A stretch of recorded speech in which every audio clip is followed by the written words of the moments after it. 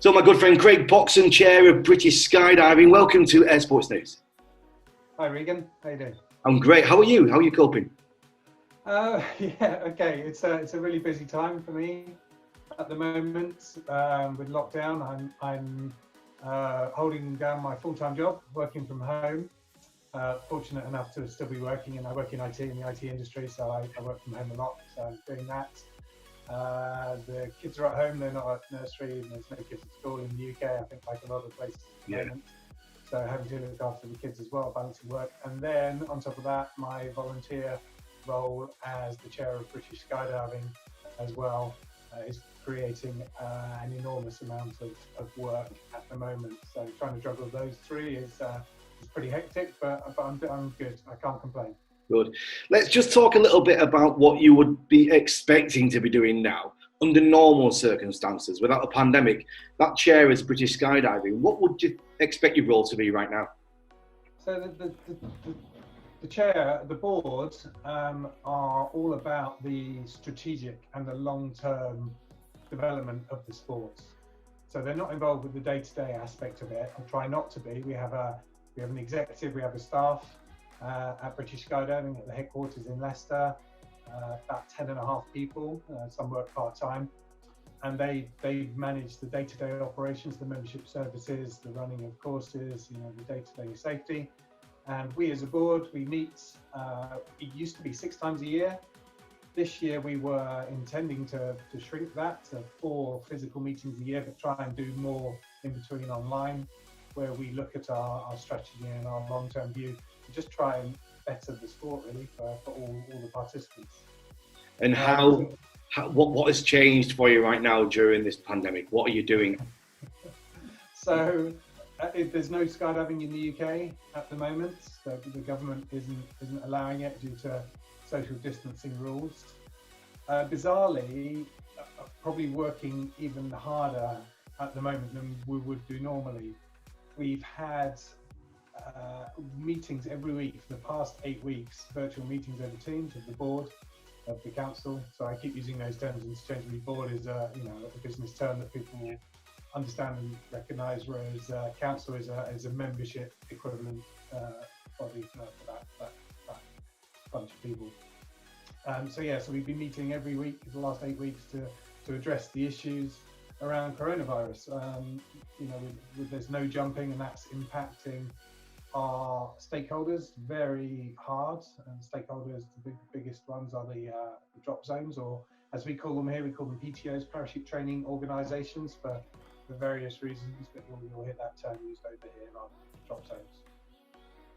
And I'm surprised to see skydiving activity in other places. I've got friends in the States who are jumping, who are working in the sport. For me, I think in these conditions right now, the last place I want to be is inside a Twin Otter with a bunch of other people. So yeah, I mean, this is the problem. So we have a medical advisor at British Skydiving, Dr. John Carter, who has been our medical advisor a long time, has been skydiving even longer. Very astute man who before we went into lockdown, wrote a series of papers giving advice about how to skydive, and it was in these times, and it was his opinion that you couldn't without that risk, and that risk proved to be too much, and hence the whole country went into lockdown. Now things are starting to open up again. People, businesses are hurting. This is their busy time of the year. In the UK, this is where the season starts. The last couple of weeks and months, we've ironically or typically had beautiful weather over here. So people, it's the same with the association and the businesses. Over the winter, it's a long winter where we don't do much skydiving, so reserves and money dwindles.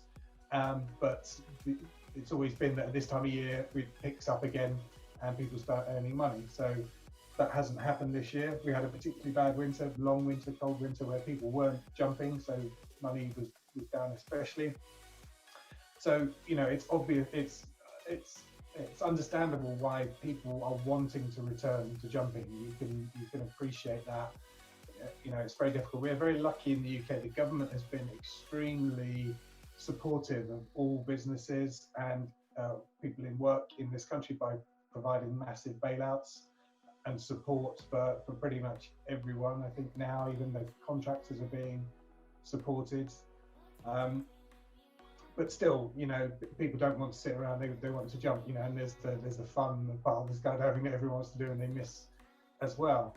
So yeah, I really can't blame people for wanting to start skydiving again, and we're watching very closely what happens on the continent. There's a few places on the continent that are being cautiously trying to get programs together. In America, I think it's less cautious, and that, you know, the mindset and the ethos and the attitude in America in terms of freedom and, you know, what personal individuality and what personal responsibility means over there is very different to what it means in Europe and this side of the world. So, you know, I think I'm like you. I look at them and wonder what's happening over there, but I don't fully appreciate that mindset that they have, and you know, I can only assume that they feel that's what's best for them and their country, and we watch it closely.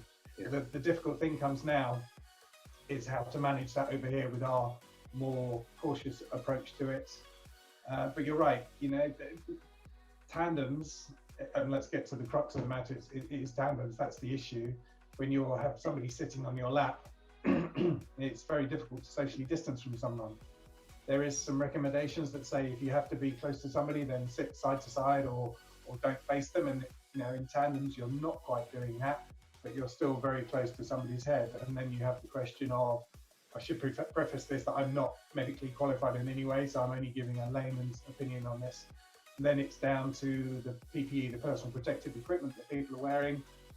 And I think what's happening in places like America is that they're making guesses about the efficacy of the precautions that they're taking, and coupled with their attitude towards that's what they're doing. Over here, I think it's going to be different.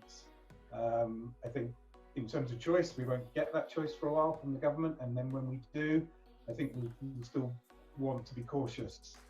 And plus, we have the economic aspect of it as well, whereby our sport is funded, is driven by tandems, by that part of the business. And most of the operations in the UK are turbine based now, and they need to do the tandems to run the business. And several of them have said that if they're not able to do tandems, then they won't operate because it's not economically viable for them. So a big range of factors there coming together to determine when, or rather when we're not going to be skydiving again. Yeah. One of the big issues which is front of mind for all air sports, of course, is currency. Yes. You know, and the skydivers are going to be on the ground a lot longer than normal, with a big gap between the last jumps. Yes. So, you know, in America, it's, again, we're watching them. They're very aware of that. They've, you know, done a lot of education and a lot of support to try and warn people, remind people, ease people back into it. There's been a lot of online social things going on, a lot of briefings, a lot of refreshers, especially in this country as well, keeping people up to date. But yes, it's definitely going to have to be, you know, a real slow approach to it. I mean, we're a bit more used to it in the UK. We have a winter over here that doesn't completely shut down skydiving, but it has a big impact, and a lot of people do hibernate. So we do have people who do come out for the season that are in that same situation, but I don't think anyone's experienced anything like this before. So we've made some allowances at British Skydiving. We have some requirements on some of our ratings. So for example, you have to do a certain number of jumps in order to maintain your instructor ratings, your tandem, and your AFF ratings, for example, and there are a number of jumps over a number of years. So we have extended that slightly to account for this period of shutdown. So because it's over a long period of time, we hope that gives people the opportunity to maintain their currency without impacting the safety of that ruling significantly. Good. Well, Craig, thanks very much for your time. I do appreciate it. And I hope yourself and the rest of the British skydiving community get back in the air as soon as possible. Hope so. Thank you, Regan.